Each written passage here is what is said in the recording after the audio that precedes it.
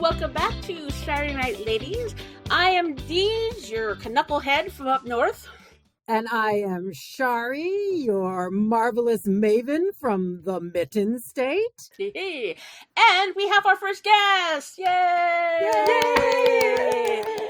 With us for this episode is Demi. So if you are a regular of the patron feedback shows or the Saturday Night Network during the episode chat, you'll see Demi there quite a lot. Long-time fan, first-time caller. I mean, we've only had this is our 6th episode. So Demi, welcome to the show. And where are you from? Yay, Virginia. Thank you so much for having me. I'm so honored to be the first guest if that's what's going on. Like, I'm psyched, so it's an honor. Well, you always love your input on the chats and everything, so, it's a no-brainer. And as I said before we started recording, totally, you are welcome anytime. Yay! I love it.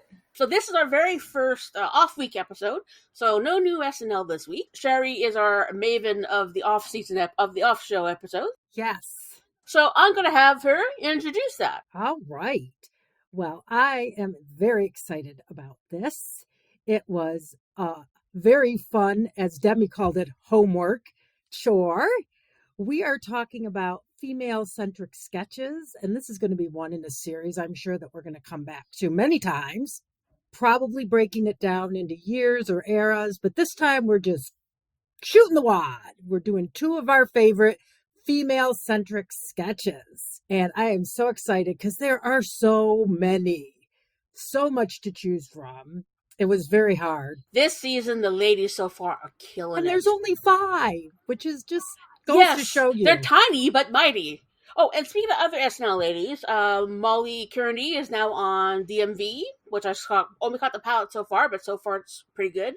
I was watching Ghost last night, and Sasir Zamata guest starred on that. Sasir. She has her podcast as well. One of the ladies we'll talk about tonight, who is, I feel, is a underrated treasure. In general, how are you liking the ladies this year, Demi? Yeah, everyone's doing a really. I think there's like some ensemble work that's like kind of missing while everyone's finding their footing, but I'm thrilled to see Sarah being such a ensemble player. I'm seeing her in so many different things, like and not just the squirm stuff. So, yeah, and Ashley is just like promote now, like promote exactly. It. Like what's going on? Well, like why she wasn't promoted at the start of this season, I have no idea. I am completely mystified. She's fully formed. She really is. Let's go. Yes. Let's do this. Okay, we're gonna let Demi take the lead on this and start off with her first of 2 of her female-centric sketches tonight. Roomies, season 35, episode 5 with Taylor Swift. I think this was her first hosting. Yes. I think it was 2009. Yes. So, I think she was also the musical guest that time. She was. Yep, she was double duty. Yeah, she was double duty. So the sketch is Nassim Pedrad and her boyfriend is Andy Samberg, and they're watching movies, and he's like trying to get close and whatever. And then the roommate comes home, and that's Taylor Swift.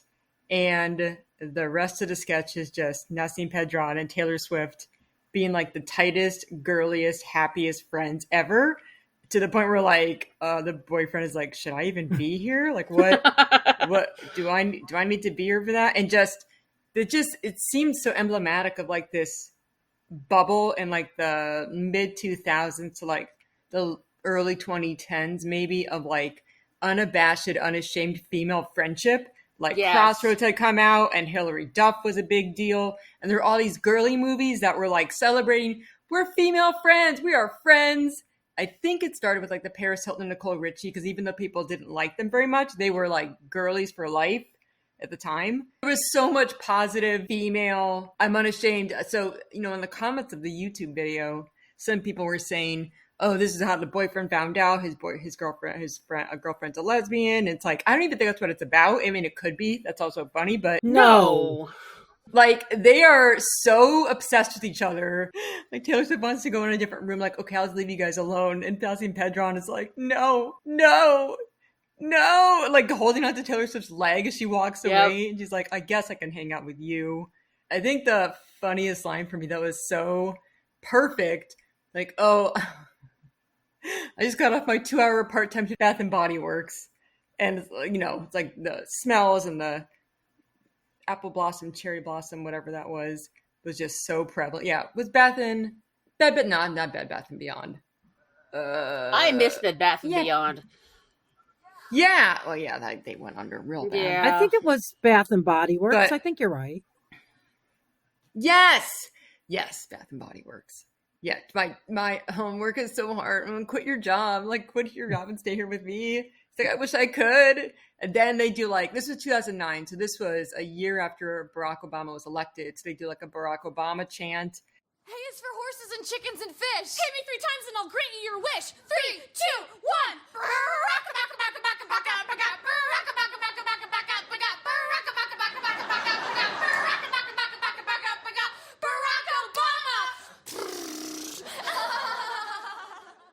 Yeah, and then Andy Samberg is like, okay, your friend can come back out, and she does, and they just start doing the chant again, and I love it because it's like female friends to the end. We don't need any boys. Boys are gross, but like, get out of here with your master. You just want to make out. Like, I don't want to make out. I want to talk to my friend, and it's just, still prevalent today. I just saw a special on PBS NewsHour on male loneliness still, so there's something to it. It was a much simpler time. I don't think you could do that sketch today because it's just so innocent and there's no meaning behind it. Pure joy of the two of them, and little in jokes where the boyfriend's going like, "What the hell?" Yeah, like I don't get it at all. Like what is this? Should I be jealous or what's happening? And then they're back on the couch and she's like says goodbye to her and she's like, okay, and she's like, oh, I have a phone call. Oh, I'm sorry, I have to take this. She's like, really? Yeah? What happened? Oh no, it's Anna from the other room. And he's just mystified. He does not know how he should react to any of this. Like, should I be jealous? I don't. And Andy's totally the straight man, which is rare, very rare. But it's always funny. But it's always funny when Andy was a straight man. I would like, oh, this sketch must be so good that Andy's playing the straight man. Okay, I'm on board. His reaction game is always on point. That's true. And this episode in general, so good, so epic on so many levels. Everything from the monologue song and Firelight, which is Bill's second time as Frankenstein. There's so many good things in this episode. Oh, even her monologue with Bill and Jason coming in as bodyguards toward the end. Oh, I saw they were talking about in the Long Island podcast. Yeah, that like she just wrote the entire thing, and they were just like, oh, you couldn't get any more perfect. The monologue song, right? You might think I'd bring up Joe, that guy who broke up with me on the phone, but I'm not going to mention him. In my monologue, hey Joe, I'm doing real well. Tonight I'm hosting SNL. In my monologue, la la la, ha ha ha, ha ha ha, ha ha ha, la la la. Because this was right around when Taylor Swift was popping. And she wasn't big enough to be like hated, but she was like people that liked country Taylor were like bitter.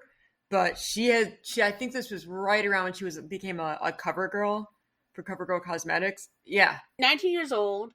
And previously when she was a musical guest, participated in a sketch, Saved Broadway in the Neil Patrick Harris episode. Annie, sweetie, not the time, okay? Please. Yeah, watch yourself, Phantom. Had a hard knock life, okay? Someone steps to me, I break them. Oh my God, that was a guest appearance? Oh my God. Wow. Well, the other sketch I love in this particular episode as well was she's the girl with the braces. Oh. Driving with parents. Yeah. Yeah.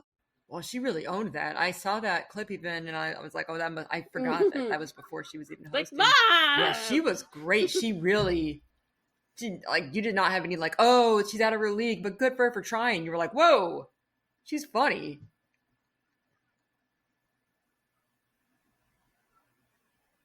Oh my God, with trying to drive with her mom, I think.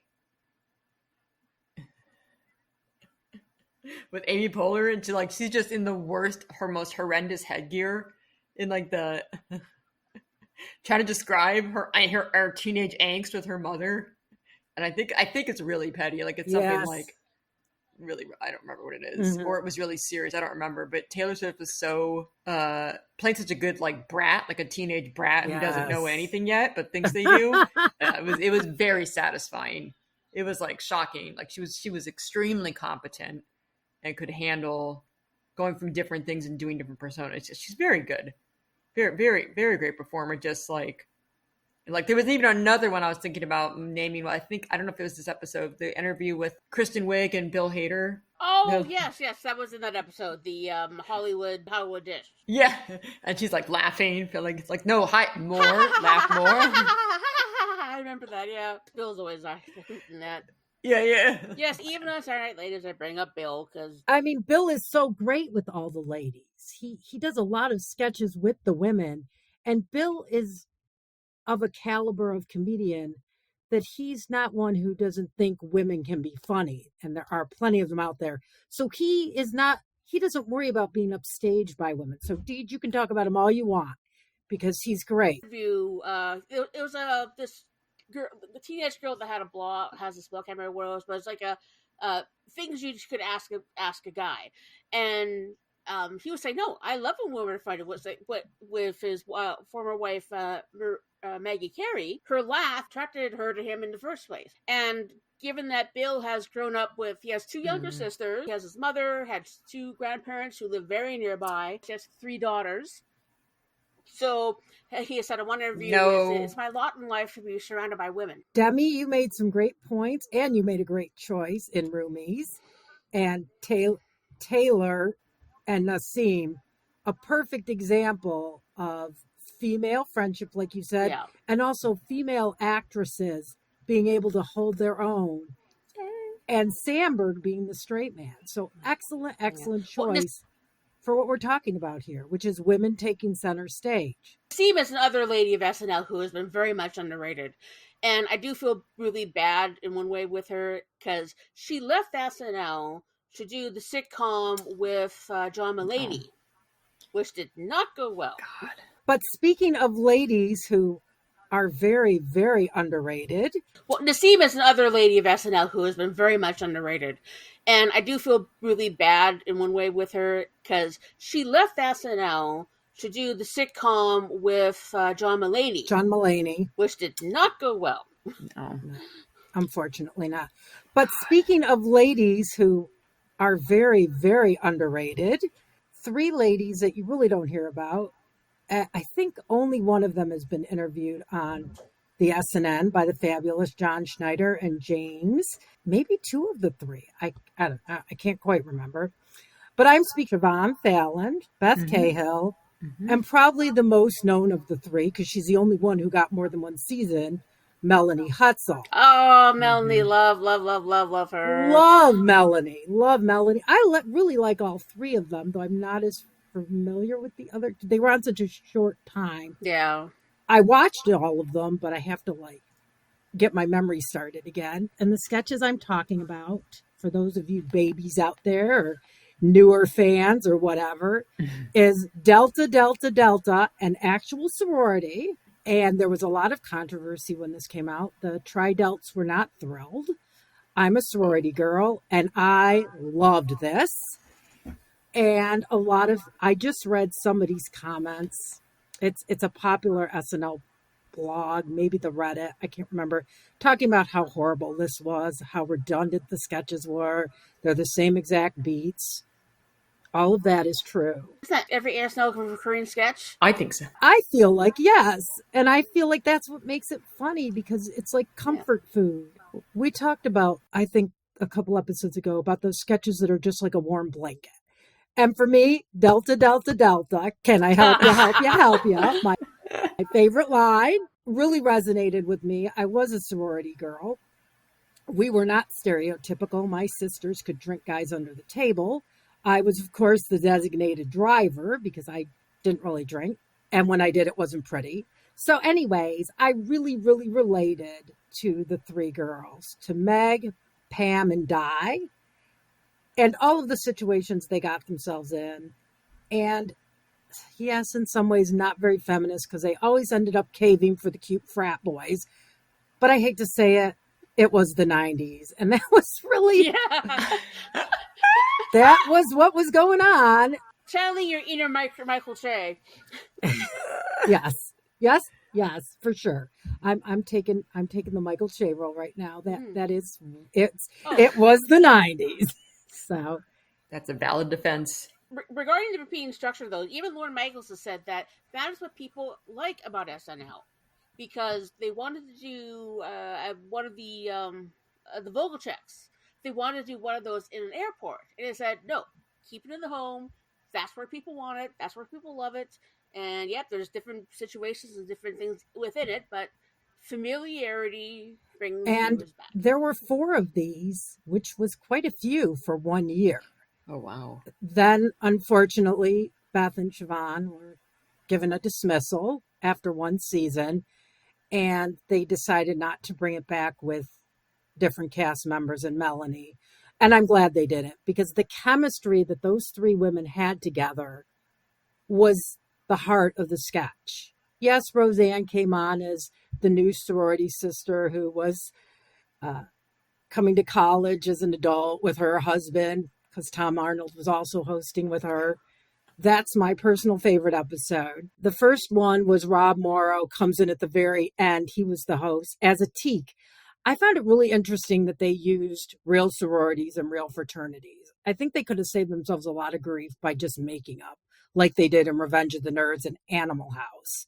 They didn't use real sororities and real fraternities. Oh. They might have gotten a little less blowback. The Mary Stuart Masterson is very hard to find online. I found like a 2 minutes. I think it was maybe 2.5 minutes long.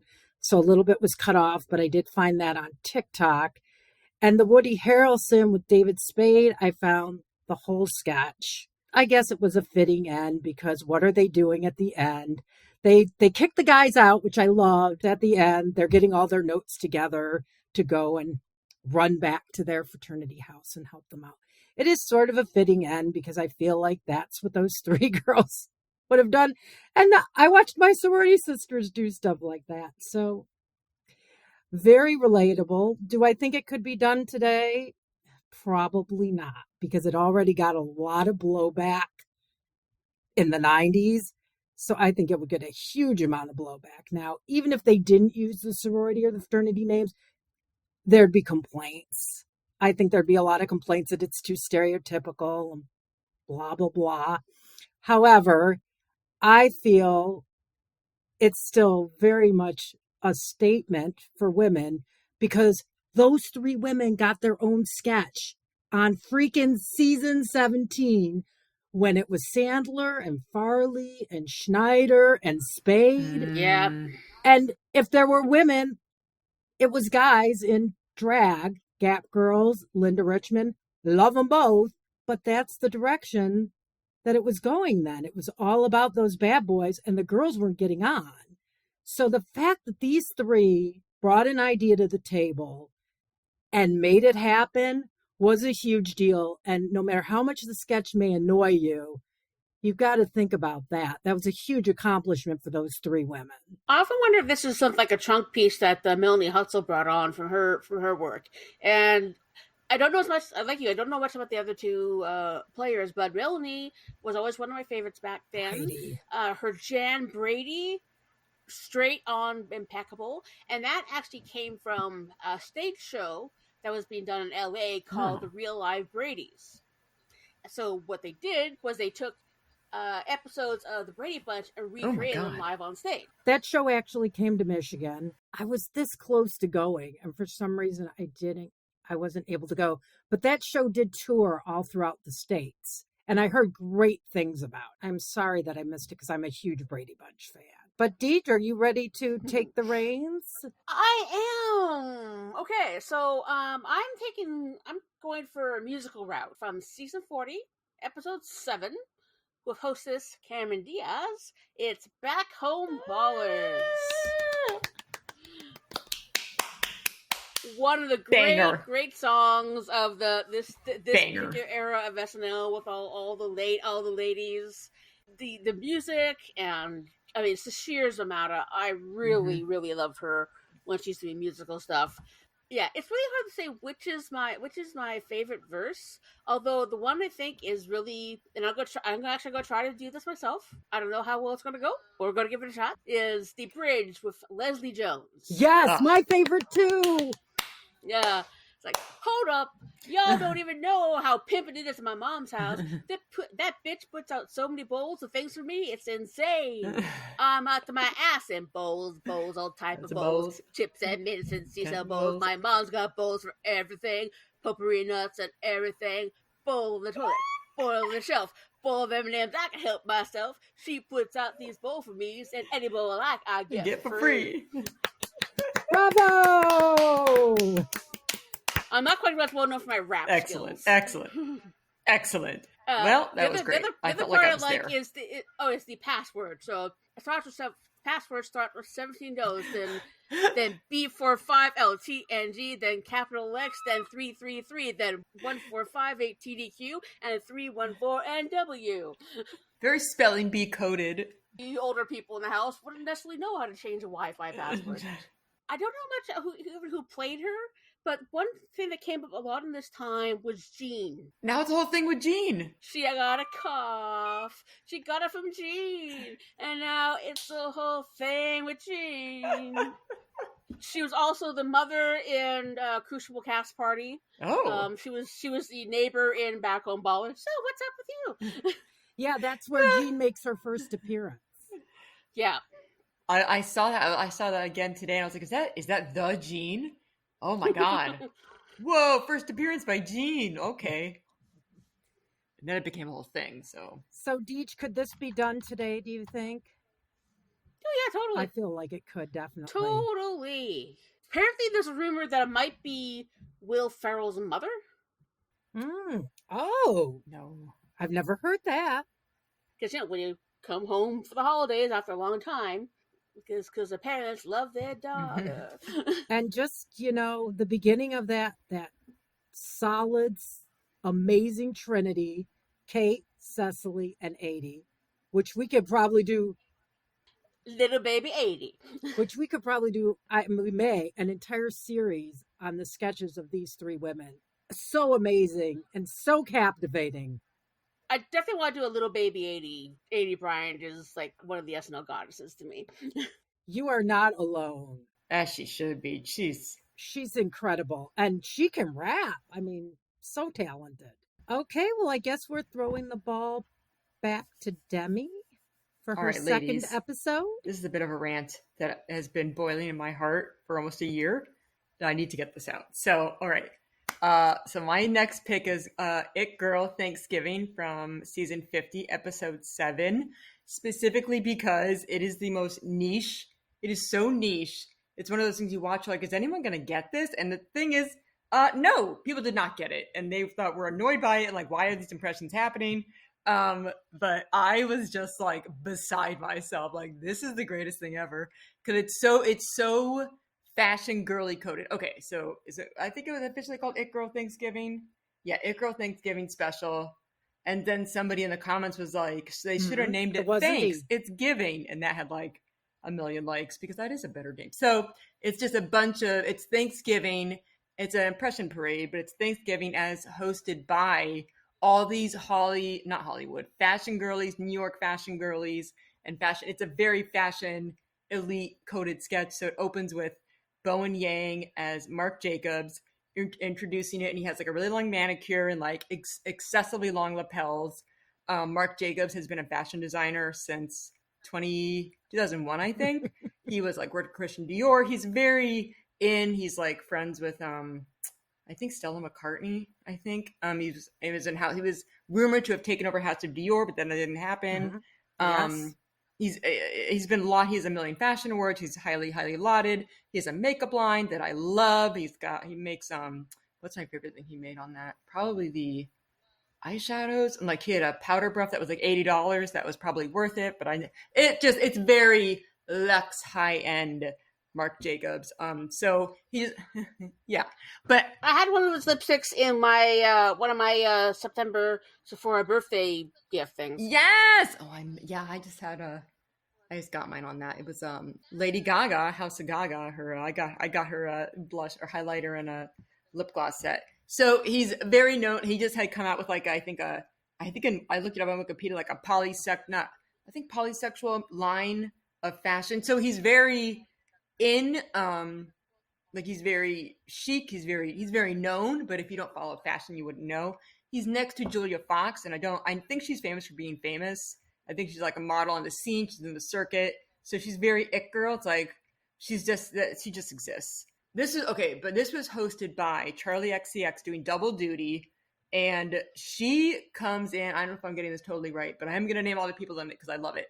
So she comes in as Victoria Beckham, who is extremely relevant. She has a makeup line that I've ordered. It looked amazing. I never got the stuff in the mail, but she has this whole take on like luster eyeshadow, and she's Posh Spice. She's never stopped being Posh Spice. Forever, she's Posh Spice. So Charlie XCX comes out in this like super chic bob and, you know, a white pantsuit as Victoria Beckham does. And she's like, I brought cream and spinach. And it's like a tub of Lemur. A tub of Lemur, for the record, is $1,600. So when she's like licking it, it probably does taste good. Like Lemur is like the top level cream. And then she has like a tub of raw spinach, like creamed spinach, like, oh, that's cream and spinach. Oh. And it's we like, do expect Victoria Beckham to cook. Yeah, no. It's like Lemur. We can all eat that. It has nutrients in it. It was formulated for astronaut scar recovery, and they turned it into like a prestige fashion or prestige face moisturizer company. That's all they do. When they expanded into makeup recently. Okay, this is the one I did not know. Rachel Sennott. And she's very it girl. She actually co-wrote Bottoms, and she played Rosie Schuster in the SNL movie. So she's very friend of the show. So it's very inside, very New York, very inside. She's gotten like acting awards. I think she's like, I'm sure the Gotham has done a million interviews with her. So she's very part of the SNL family and New York high society in general. And she was played by Sarah Sherman. I think I don't really know her personality, but I brought my gourds, and she like brings out like these melons, but Sarah Sherman is trying to look so unbothered by it that it's so funny having her do that, because it's not her natural state to be like a disaffected it girl, like I'm sexy, like whatever. So it's even funnier. Like I love it. And then they went to the Mary-Kate and Ashley Olsen, and they're both sharing one big coat. Oh. Mary-Kate and Ashley Olsen are hugely relevant in the New York fashion scene and high society. They've been in the Forbes most influential and I think rich, whatever the list is, entertainers. Like they're on the list every year. In 2007, they were I think the 7th richest entertainers in the world, I guess, or maybe in America. Like they have a fashion brand. They have multiple. They have a brand. They have a line at Walmart. They have so much property in New York City. They are so in high society that you wouldn't even know it by looking at them, because they dress like they're homeless. That's kind of the joke. But like, there's all the American Ashley illustrated video series and all the movies and stuff they did back then. So they've been an empire since they were babies. They have an empire. So it's like they would absolutely be there. They are very relevant. Ashley Olsen is their sister. She's in the Marvel movies. So I think people were like, what a weird data reference. I think it was John Schneider. I love John Schneider. I love the SNL Network. I love all of them.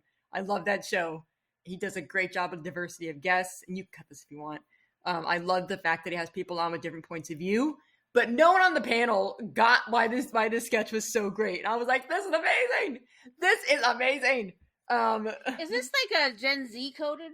No, it's real. Well, some of it is, but like, it might have been, but if it's fashion girly coded. It's like, so if you're not into fashion, like I've known who Marc Jacobs is for like ever since he started. But if you don't follow fashion or read Vogue for the articles, you're not gonna know that stuff. But so it's not really anyone's fault. So and then she's like, I brought a cigarette casserole, and which is funny, which is hilarious because all they do, they look so skinny, heroin chic. And they're all smoking all the time. And then the other, I think it's very Kate's like, and I brought a mac and cheese and bacon casserole. I think I misunderstood the assignment because she brought actually food. It's like, Like, I shouldn't have brought food to the It Girl Thanksgiving. And then they have La Roche, which is a niche. It's a niche reference, but it's Zendaya stylist among others. But he's famous for so staunchly defending her that when Lions did not want to dress Zendaya 5 or 6 years ago, or I don't know when she started, 10 years ago, I don't know what year it is. The designers that wouldn't dress Zendaya, La Roche was like, well, then we're not going to work with you ever. And when she's huge, we're not going to wear your stuff. And he's kept to that. She does not wear designers that would not work with them in the beginning. So he's been like a staunch defender. And if you've ever seen Zendaya in anything ever, she looks beautiful, amazing, perfect, absolutely exquisite. And La Roche deserves a lot of the credit for that, for knowing what to do with her to make her shine the brightest. And, and it's Keenan. He's a little bag. He's long hair. Is it a spot-on impression? Probably not. But it's La Roche, and that's the point. It's like, just so much praise. And then there's Heidi Gardner as Cher. So that's for everyone. Everyone can appreciate a Cher impression. I saw Cher in concert, and I think Heidi was killing it. She's, Heidi's not a traditional impressionist. She does some, but she was so great. Turkey's on with the tiny turkey. I think it's singing the Cher songs. Singing the Cher songs and relating them to stuff that's going on. I mean, what was she was doing? Genius. She was narrating her Great Thanksgiving cooking experience to if I could turn back time. So exasperated with the kitchen, but she knew how to cook, but everything was not going against her. It was so perfect. And I'm so glad that she was included in the It Girls, because Cher's like an original It Girl.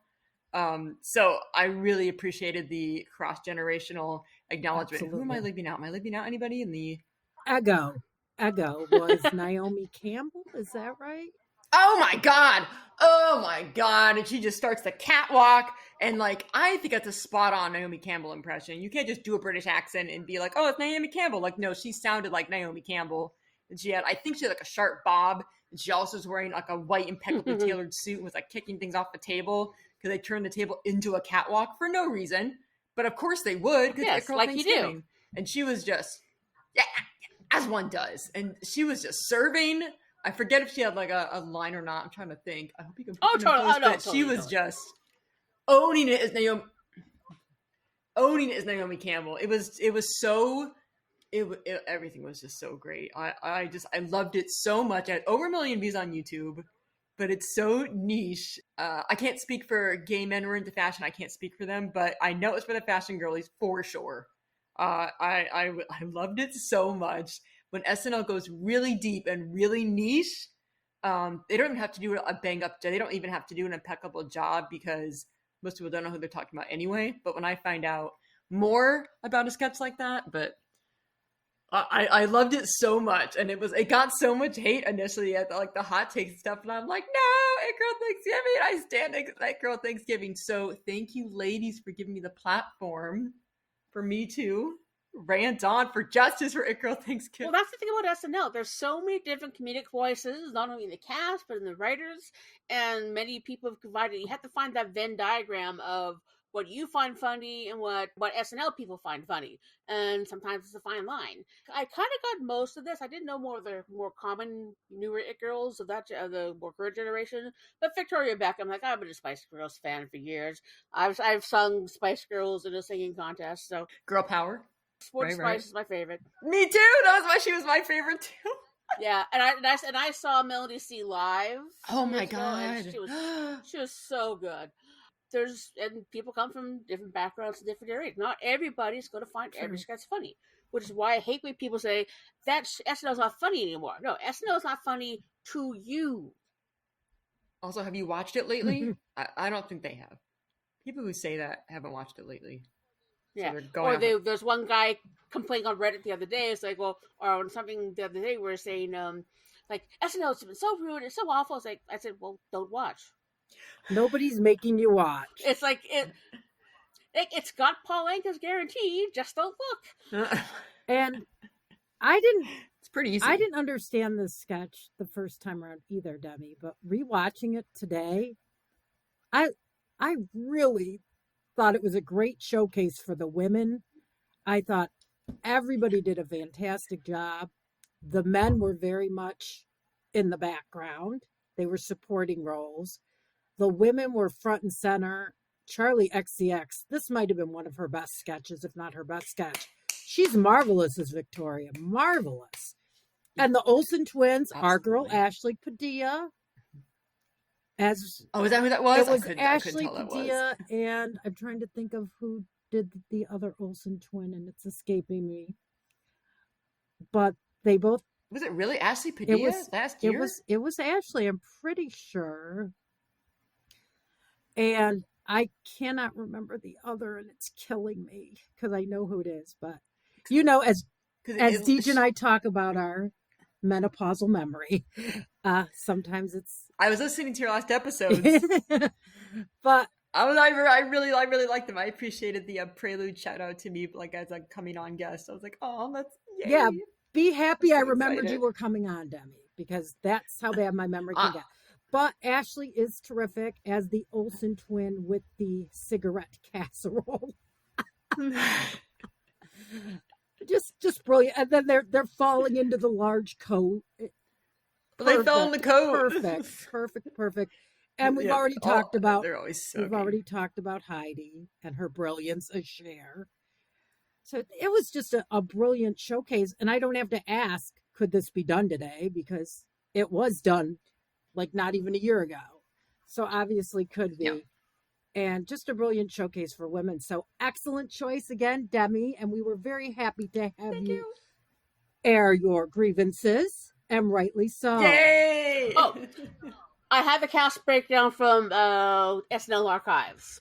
Ooh. So, Charlie XCX as Victoria Beckham, Chloe Fineman as Julia Fox, Heidi Gardner as Cher, Ego Nwodim as Naomi Campbell, Sarah Sherman as Rachel Sennett, Kenan Thompson as Lal Roach, Bowen Yang as Mark Jacobs, Ashley Padilla, and Jane Wickline as the Olsen twins. Jane! Oh, wow. I thought one of them was Vanessa Bayer, but I knew that couldn't have been true.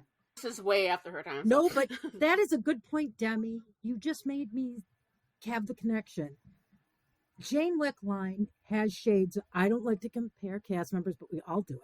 Jane Wickline has shades of Vanessa. No wonder I like her so much, because I love Vanessa. Yeah. And speaking of Vanessa, that's like the perfect segue Yes. into my second sketch. Sig high five. Yeah. Vanessa Bayer, one of my favorite cast members of all time. I love her too. So And much. I feel like she does not get enough credit at all. I love the way that Bill Hader described her on an interview with Seth Meyers. We were talking about after the European, when they went to the cast of Trainwreck went to Amsterdam. It's like, It was decided, let's walk through the red light district. Sure. And so Vanessa was just holding on to me for like dear life and just looking around, stoned, like freaked out. And we walked down this little way and she goes, I don't see what the big deal is. And I go, look to your right, you know, and there's all these women in the windows and stuff. And she was like, oh my God. Oh my God, Bill, where are we? Because Vanessa looks like a, a newborn kind of anything. Right. She's very newborn innocent. anything. She's just kind of like the world is. Whoa, And she is. She has this sweetness and cuteness. She's like a little squishy. She really is. Bill, as usual, Bill summed it up perfectly. And she brings that innocence and that sweetness and that naivete to one of my favorite reoccurring sketches. And these are recurring, but they are all very different, but they're commercials. So that's a different sort of animal. And of course, I'm talking about the Titinos with Kristen Stewart. This is absolute brilliance. I love that the men are in the living room doing their football thing, and we've got Beck being his Beckety Beckist, and we've got Kyle Mooney in there, Bobby Monahan. I mean, it's a bunch of guys. All the hungry guys being dickheads, sorry, but just being jerks. And Vanessa's been relegated to the kitchen as usual to feed her hungry guys. When in walks I think it was it Bobby's character. No, it was Alex Moffat's character's sister. And in she walks, and right away there's electric chemistry. I swear, I bought it from the open. I mean, I bought the whole thing, hook, line, and sinker. My favorite line is "You're my Totino," that they have in French, and they've got those subtitles, and there's these seductive close-ups of Kristen's lips, and it's so reminiscent of these arty films that are still popular today, things like Saltburn, right, where it's these arty, very sexualized romances. It was just spot on. So they're parodying two things: one, these silly Totino's commercials, which were all over the place at the time this was on, and these indie art films. I won't call them silly because they're art.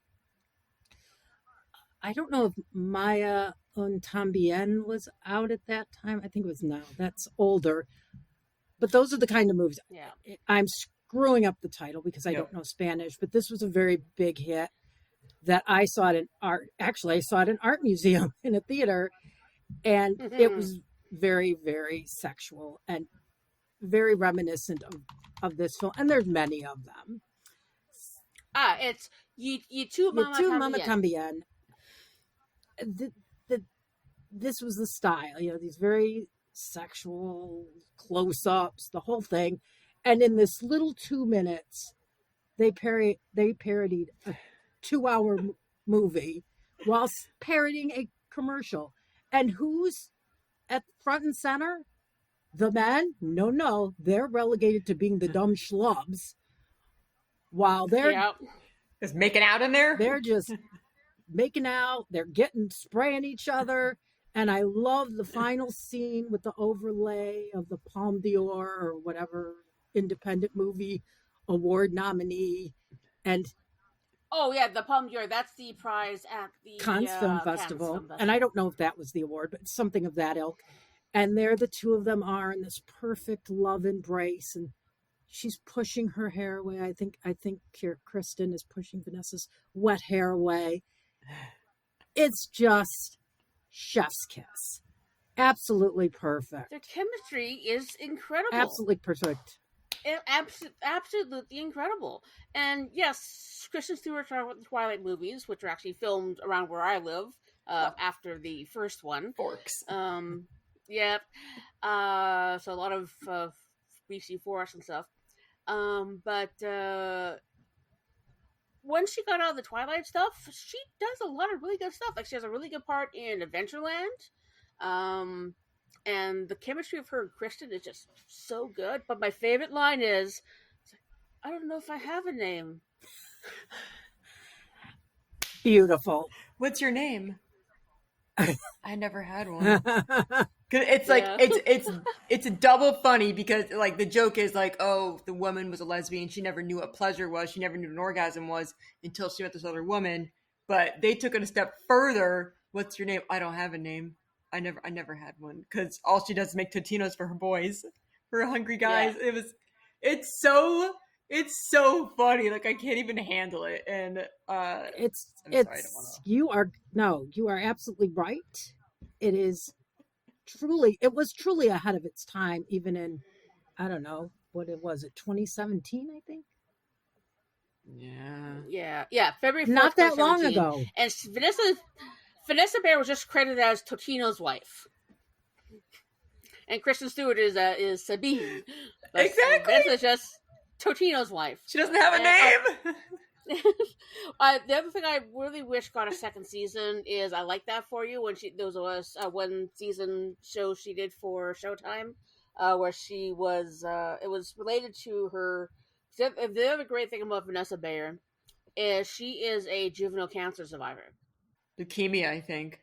Brought that into this series where she was cured with leukemia as a kid, and she gets a job at a home shopping network, and she passed the audition, but demonstrating a scent on her first on-air segment, and this stuff smelled so bad, but she's supposed to be able to say it smells great, and she wanted to keep the job. So it's like, I used to have cancer. My cancer's back.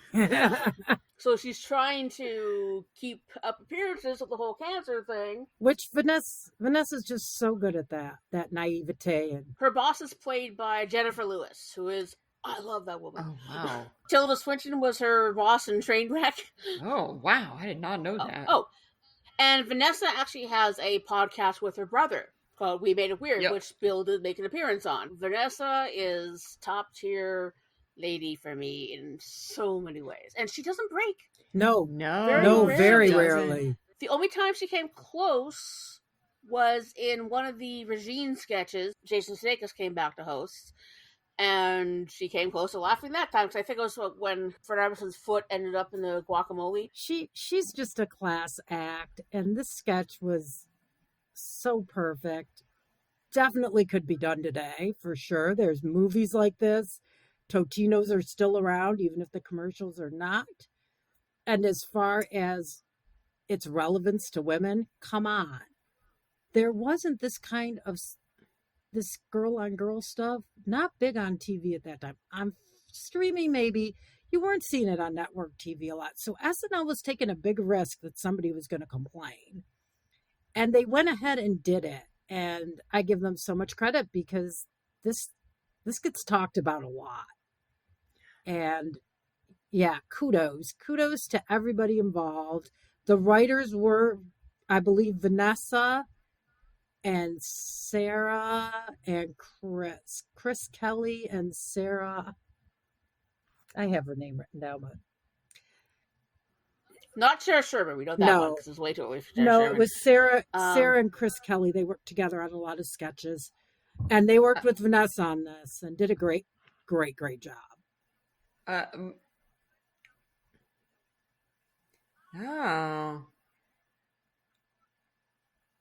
My second thing, can I say my favorite second thing about that one? What I like so much about it is what's going on, like the camera shots, because what they're doing is kind of chaste. Like their hands meet over the pizza rolls.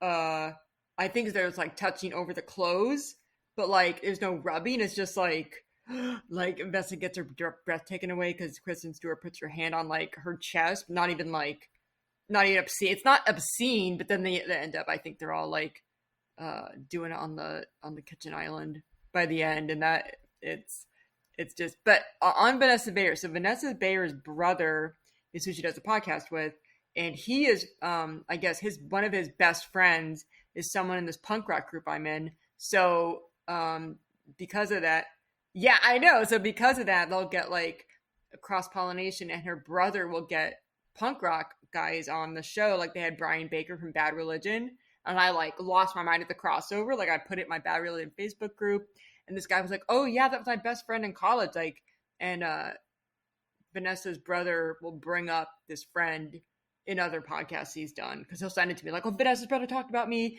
So this friend I have does not know Vanessa Bayer. He knew Vanessa Bayer in college, and he was like, "Oh, that's my friend's kid sister." So he saw her all the time, but he never really watched her on SNL. So I'm like, dude, do you know how beloved Vanessa Bayer is? Vanessa Bayer, like I do this thing on Reddit. I'll try to put a Vanessa Bayer post on with like as little context as possible, just to see how the reaction is. And it's always upvote city. Always. Like least amount of effort. People love Vanessa Bayer.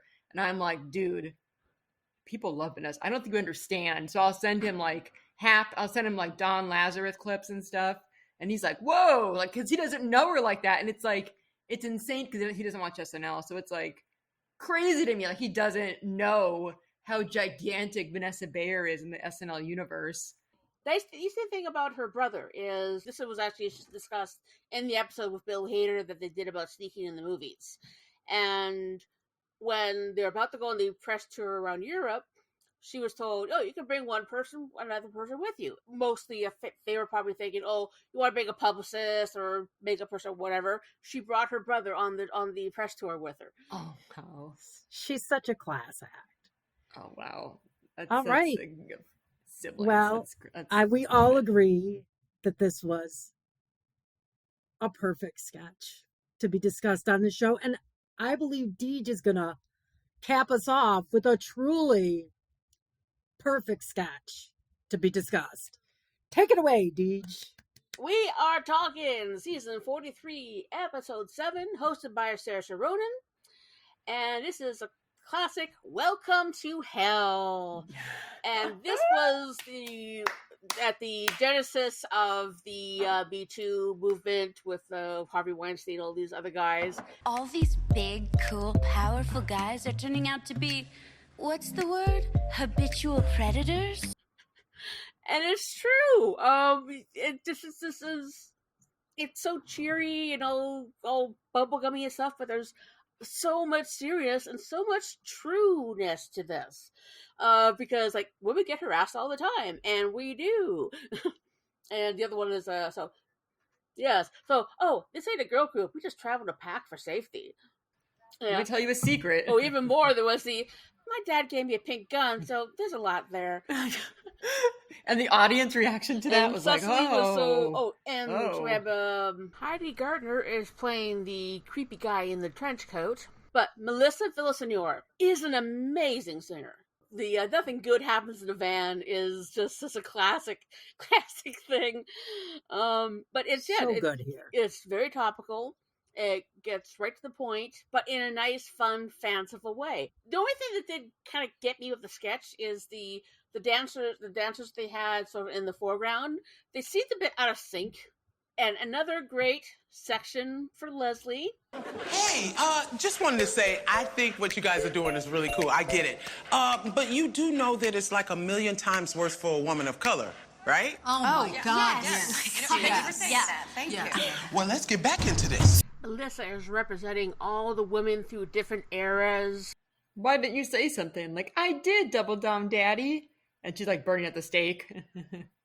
Yes. What is this? Every line. Yeah. And it's like, dang, is this the world now? But here's a little secret every girl knows. Oh, this been the damn world. Cecily, I mean, all of the very classic ladies here. Cecily, who I loved on Schmigadoon, and the second series, which was Schmicago. And Schmigadoon is actually going to Broadway. I saw that. Yeah, they did a show at the Kennedy Center, and then they decided to transfer the show to Broadway. The set design for this is amazing, absolutely beautiful, well filmed, and there's just so many things going on, and I love seeing it. Feminist Song was good, but this is even better. This is a little more pointed, and yes. That does bring me to the point that could this be done today? Oh yeah, 100%, right? 100%. Because it still goes on. Well, we've got the whole Epstein thing going on right now. I mean, oh yes. Unfortunately, this is not going away. And welcome to hell. Yeah. And I've done that thing with the keys. I've totally done that. Yeah. I think of that sketch probably once a month, always. Like I think of that sketch all the time. Like, oh, that's actually a good tip. I should be in packs. I shouldn't be doing things alone. Yeah, that's right. Like, and we've all done the thing with the keys. Like, hey, if I had to do it, could I? Like, yeah. I'm like, oh my God, this is so deeply resonant. I can't believe this is on television. This is perfect. And they made it like Katy Perry. Yeah. It is like, very Katy Perry coded, who, by the way, is dating former Prime Minister Justin Trudeau. I was going to ask her opinion Apparently on that. They're a thing. Well, no, hey, he and his wife are no longer together. I love Trudeau as a Prime Minister, but hey, it's definitely a step up from Russell Brand. Yeah. Big step up. Yeah. Oh, here's the list off that's ruined for us. Parking and walking and Uber and ponytails and bathrobes and nighttime and drinking and hotels and vans. Nothing good happens in a van. Well, yeah, not my best performance, but yeah. I'm sorry, I can't. Oh, good job, DJ. I love your musical stylings. I look forward to them. Well, this was a lot of fun. And Demi, I think I can say for both of us, we were thrilled to have you tonight. This was so much fun. Oh my God. This was so much fun. Thank you so much for being on tonight. And anytime you want to come on, God. please, we'd love to have you again because you. Yeah, you know, 100%. and try to remember what generation are you? I'm in that stupid Star Wars Faco weirdo pocket generation. Like, I'm 82, so by most accounts that makes me millennial, which I say I am, but I guess, I mean, I don't know. I when people started complaining about millennials, I'm like, yeah, damn millennials. Wait, am I a millennial? I guess. Yeah. So yeah, because Gen X ends in 1980. So you really are just barely. Yeah, I mean, I claim millennial, but I mean, I just say I'm an elder millennial. But yeah, back in my day, we didn't have generations. It was like, well, yeah, those damn kids. Really glad that you enjoy the podcast. Please, everybody, spread the word. We're not getting a lot of plays right now. Because I really do think this is... Now, don't get me wrong. We Heart Hater is still my first love, and that'll always be my thing. But... And I never thought that I'd have 2 podcasts at the same time. But it's a lot. It's a lot. And with all the editing, it is. But like I said in the other show, with the water cooler for the SNL Hall of Fame ending, Sherry is a voice of SNL about SNL that definitely needs to be out there. So she brought on, and I've always loved what you brought to the table in the chats and everything else. So it's like I said, you're one of our sisters. Yes. Oh, I'm so honored. I'm so honored. I love it. You guys are so knowledgeable, and it's such a different perspective when you watch something happen. Mm-hmm. So I love it when there are people that watch something happen and can speak to the cultural context and to what, like you said with the Delta. That was a really male heavy cast, so that was a really big deal. Yeah, but it's that greater context that you're not going to get from YouTube. So I think that's invaluable. I love it. And so I was really glad to hear that. Without Delta, you wouldn't have the Delta kind of help me out, which is such a great line. It really is. Well, I guess this is it. The party has ended, but we'll be back next week. Yes, with a brand new episode to talk about. Yes. So very good there. This Wednesday we're recording our next episode of We Heart Hater. It's again, but if you're another lady that even when we don't know, if you love to appear on the podcast, wackynopprods@gmail.com, which is for Wacky Notion Productions, which is me. Yeah. Oh. That's the production name I came up with.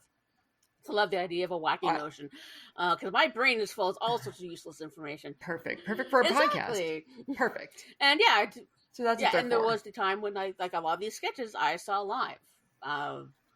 So excellent. That changes everything, honestly. Well, Demi, you've been a gem. You've been a treat. We love you so much.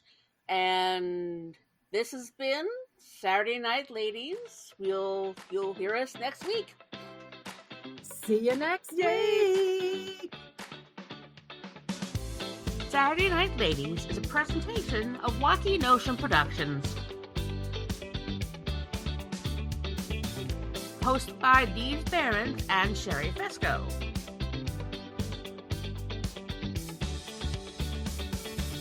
Recording and editing by Deeds Behrens. Research provided by Sherry Fesco. If you'd like to be a guest on the show, just email wackynoprods@gmail.com. And please remember to like, share, subscribe, and comment.